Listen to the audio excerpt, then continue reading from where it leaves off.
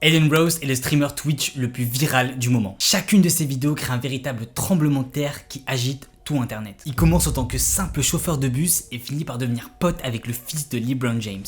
Yes sir, yes sir. Nice meeting you, man. Hey, nice meeting you. Keep it going, all right? Yeah, alright, bro. What the fuck? What the fuck? Il s'embrouille avec les membres de gang et les rappeurs les plus dangereux de Floride. Il se fout de la gueule du rappeur Polo G et l'énerve très sérieusement. Yeah, I just got done sucking on a gun. I mean, wait, I'm fucking on a gun.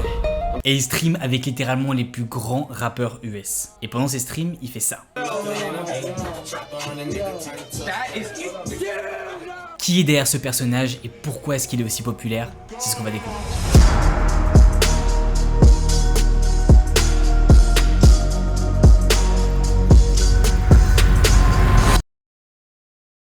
11 octobre 2000 à Boca Raton en Floride. C'est à ce moment-là que Adin Rose est né. Il a pas eu une enfance super facile vu qu'il a dû énormément bouger de ville en ville, en passant par New York et en finissant à Three Rivers en Californie. Mais contrairement à beaucoup de personnes qui développent des difficultés dues au fait qu'ils n'arrivent pas à rester dans la même ville et à se faire des amis, il semblerait qu'il y ait eu l'effet inverse sur Adin et c'est ce qui a créé sa personnalité super extravagante. Et c'est au lycée où tout commence parce que c'est à ce moment-là qu'il découvre le streaming et il tombe complètement amoureux et il passe des heures à regarder des streamers. Mais le grand changement arrive en 2019 quand il décide lui-même de se mettre au streaming sur Twitch. Et la décision, c'était pas simplement streamer pour le fun, c'était devenir le plus grand streamer des US et gagner sa vie comme ça. À ce moment-là, en janvier 2020, il vivait avec sa sœur Naomi et il travaillait en tant que chauffeur de bus et il investissait tout son temps libre et son argent dans le streaming. Et du coup, il a commencé à jouer sur NBA 2K et streamer ça parce que c'était l'un des jeux les plus populaires aux US sur Twitch. C'était pas réellement le mec le plus fort et on le regardait pas vraiment pour ses skills. On le regardait plutôt pour sa personnalité parce qu'il faisait extrêmement rire et il rageait tout le temps. Et ça me fait penser parce qu'en France on a un peu le même phénomène avec Prime qui s'était fait connaître par le biais de FIFA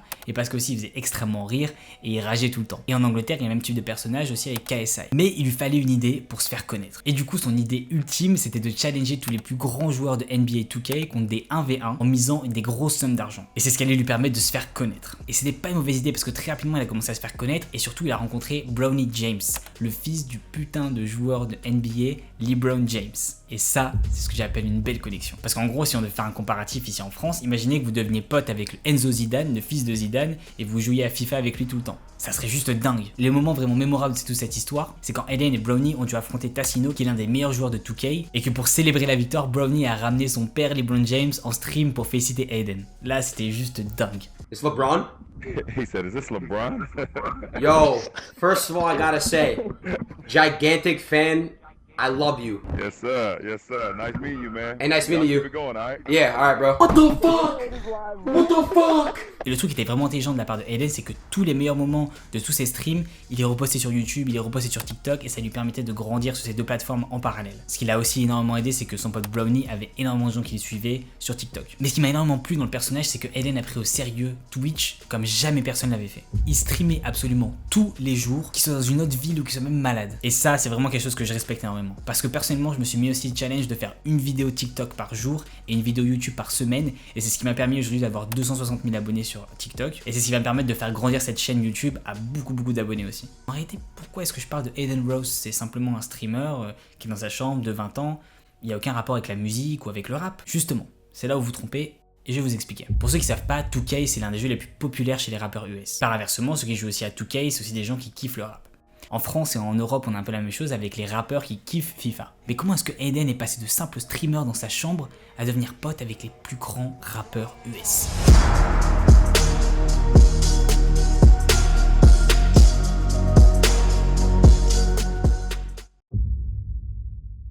Novembre 2020, NBA 2K 2021 est l'un des jeux les plus nuls de la série. C'est un énorme flop. Le jeu est complètement buggé, il est injouable. Mais le souci, c'était que Adin avait bâti toute sa notoriété sur 2K. Fallait vraiment qu'il trouve une solution. Et pendant quelques mois, il a trouvé un autre concept qui était assez drôle, qui était en fait un système de e-date. Donc c'est simplement des dates virtuelles entre des streamers super connus et des influenceuses ou des instagrammeuses super jolies. Et ça a marché pendant un moment, mais c'était pas un concept qui pouvait faire durer sur la longueur. Et surtout, Adin faisait ça tous les jours, donc ça devenait très rébarbatif. Mais c'était sans compter le concept qui l'a vraiment fait percer. En janvier 2021, c'est à ce moment-là que le roleplay sur GTA prend toute son ampleur. Pour ceux qui savent pas, en fait, c'est un mode de jeu sur GTA 5 en ligne où les gens incarnent vraiment le personnage qu'ils jouent.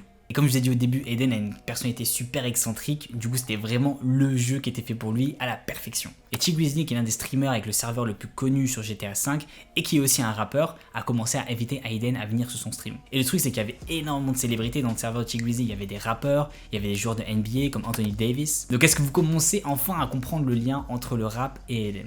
Et pour vous montrer à quel point la personnalité de Aiden était assez particulière, il avait tendance à vouloir un peu taquiner tous les gens qu'il rencontrait, que ça soit le plus grand rappeur, le plus grand joueur de NBA, il s'en foutait. Et c'est justement ce qu'il a fait avec T-Grizzly ou Anthony Davis. Who has the biggest pick on the Lakers roster? Tell me. Yo, T, I really gotta tell you something, bro. I wanted to say I appreciate you, bro, for having us on the server. Hey, no, for sure, man. I appreciate y'all for being And also, here. I love your dick inside of me. Hey, I- Yo! Mais son humour super décalé et super provoquant était pas forcément la meilleure chose avec tout le monde. Et on le verra tout à l'heure avec Polo G ou même le rappeur Foolio. Parce que c'est ce qui a créé des clashs avec ces mêmes rappeurs. Et du coup, c'est à ce moment-là où ses lives ont pris de plus en plus de popularité. Il a commencé à rencontrer vraiment énormément de monde. Et c'est là où sa notoriété est montée en flèche. Et c'est ce qui lui a permis aussi de connecter avec des rappeurs qui sont vraiment au top du top, comme par exemple Nav ou Don Toliver, Shaq Waves et même Travis Scott. Et c'est un peu ce qui est arrivé aussi avec Drake à l'époque quand il avait rejoint une partie de Fortnite avec Ninja. Ça avait créé un engouement de malade. Mais tous ces événements sont en fait que le début de l'empire de Aiden Ross.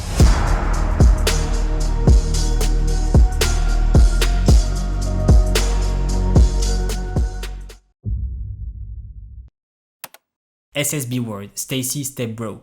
C'est le serveur GTA que Aiden Ross a créé à son image. En gros, le gars a créé un monde virtuel dans lequel il dirige absolument tout. Les rappeurs, les célébrités, les influenceurs viennent dans ce monde virtuel-là, ils rigolent, ils passent un bon moment, ils divertissent les gens, tout en profitant de la notoriété de Aiden pour pouvoir promouvoir leur prochain album ou promouvoir leur nouvelle collection de vêtements. On a par exemple Travis Scott qui va sortir sa prochaine paire de baskets en exclusivité dans GTA. Et justement, c'est pour créer toute cette hype avant la sortie. C'est une véritable plateforme de promotion de contenu. Donc je sais pas si vous vous rendez compte, mais c'est clairement le futur des médias. En tant que rappeur, plus besoin d'aller faire une interview relou ou un plateau de télé où le mec sait même pas de quoi on parle et il a jamais écouté notre musique. Là, il passe juste un bon moment, il divertit les gens et il gagne un max d'argent. C'est gagnant-gagnant. Et bien sûr, Aiden est absolument maître de tout ce qui se passe. C'est clairement un coup de génie. Et en janvier 2021, il annonce qu'il va déménager dans une maison d'influenceurs pour créer encore plus de contenu. Mais c'est aussi à ce moment-là que tous les problèmes commencent réellement pour lui. C'est un peu à ce moment-là où il commence à créer une espèce de parodie d'influenceurs et qui crée du contenu uniquement pour les vues et pour les streams. Mais bizarrement, c'est aussi à ce moment-là que ça marche le mieux pour lui. Il commence par quitter sa copine du moment pour créer une fausse relation avec l'influenceuse Corina Koff, qui est une membre du Vlog Squad, et ça lui permet de créer encore plus de contenu viral. En fait, c'est un système très classique chez les influenceurs et même chez les personnes de la télé-réalité de créer des fausses relations, de créer du drama, de créer des clics et donc de l'argent. Et justement, c'est ce qu'il a fait avec Corina, où elle jouait sa fausse copine dans GTA justement. Et c'est allé encore plus loin, où ils se sont rencontrés en vrai et se sont retrouvés dans un jacuzzi en live stream devant 91 000 personnes. Là, il avait simplement explosé les scores. Et sa technique marchait super bien et il continue à poster tout ça sur YouTube et sur TikTok, donc ça continue à monter vraiment en flèche. Suite à ça, il continue à faire ses lives avec plein d'autres rappeurs connus, de plus en plus connus, d'autres influenceurs comme par exemple Logan Paul, et il a même annoncé qu'il voudrait faire ça avec Drake. Personnellement, je prédis que ça devrait arriver au niveau de la rentrée, au moment où Drake devrait sortir son prochain album. Mais quand on prend 2 secondes de recul et qu'on revient au début de la vidéo et qu'on se dit quand est-ce qu'il a vraiment commencé toute cette fame,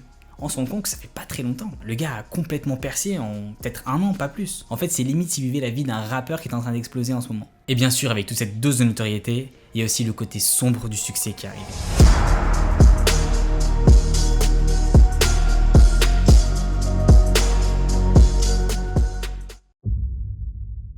Mars 2021, il continue ses live streams avec les rappeurs, avec les influenceurs, tout se passe super bien, mais c'est aussi à ce moment-là qu'il se rend compte que sa folie peut lui coûter cher, voire très cher. L'histoire vient d'un espèce de prank virtuel où les amis de Aiden l'ont pranké et l'ont fait chanter la fameuse musique Who I Smoke. Donc c'est la musique du rappeur Young N.A.S qui est l'un des membres des gangs les plus dangereux de Floride. Et dans cette chanson, Young N.A.S célèbre la mort du gang opposé, dont le chef est le rappeur Foolio. Et dans la musique, Young N.A.S est super irrespectueux. Mais j'ai déjà fait une vidéo qui raconte l'histoire entière entre Young N.A.S et Foolio. Je vous mettrai le lien en description et en fiche juste au-dessus. Et suite à ça, vous imaginez bien que Foolio est en rage et que Aiden a dû s'excuser en Instagram live devant lui. Mais c'était pas fini, vu que quelques jours après, Aiden se fait encore pranker par ses amis, et sans se rendre compte que son ami est en train de le filmer en Instagram live, il commence à chanter la musique Who I Smoke. Et c'est cette fois-ci que Foolio a vraiment pas aimé, vu qu'il avait déjà excusé une fois.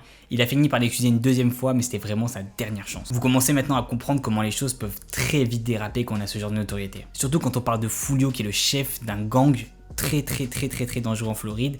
Faut vraiment pas rigoler avec lui, mais encore une fois, allez regarder la vidéo que j'ai faite dessus, vous allez tout comprendre en détail. Autre histoire qui lui a coûté super cher, c'était avec le rappeur Polo G. Cette fois-ci, c'était Eden qui devait pranker Polo G en faisant genre qu'il faisait un freestyle. Sauf que le freestyle était pas terrible et il y avait pas mal de blagues gays assez mal placées. Yeah, I just got done sucking on a gun. I mean, wait, I'm fucking on a gun. Et comme vous savez, les rappeurs et l'homosexualité, ça fait pas bon ménage. Quand Polo G a appris qu'on se foutait de sa gueule, il a super mal pris. Et le pire, c'est que par la suite, Eden a surenchéri en commentant sur une des publications de Polo G sur Instagram en lui disant qu'il était plutôt pas mal. Polo G a été super cool en lui mettant un dernier avertissement et en lui disant d'arrêter de jouer avec ça. Et c'est là où je pense que Eden a compris qu'on pouvait rigoler de certaines choses avec certaines personnes, mais pas avec tout le monde et encore moins avec des membres de gang. En tout cas, une chose est sûre, c'est qu'il a vraiment découvert un nouveau truc et est en train de créer un mouvement d'un mélange d'interviews avec des rappeurs en mode chill et en même temps divertissement. Et ce qui est cool, c'est qu'on a vraiment l'impression d'être avec les rappeurs, c'est beaucoup plus authentique, beaucoup plus vrai qu'une interview ou alors qu'un passage télé. Pour moi, c'est simplement un génie, mais j'espère que c'est pas un génie qui va se brûler les ailes en plein vol. Je vous prépare une partie 2 sur Eden Rose parce que je suis sûr qu'il y a plein d'autres choses qui vont se passer. Le mec est tellement extravagant que c'est sûr qu'il y a plein d'histoires qui vont arriver. Et ça va sûrement arriver dans les prochaines semaines, voire même dans les prochains jours. Donc si vous voulez rester au courant, c'est très simple, vous savez ce qu'il faut faire, juste abonnez-vous. Et si vous n'avez toujours pas vu, j'ai fait une vidéo qui expose la vérité sur les influenceurs et les chanteurs sur TikTok. Je vous invite à aller la voir et dites-moi ce que vous avez pensé de cette vidéo en commentaire. Moi je vous dis à la semaine prochaine, peace out.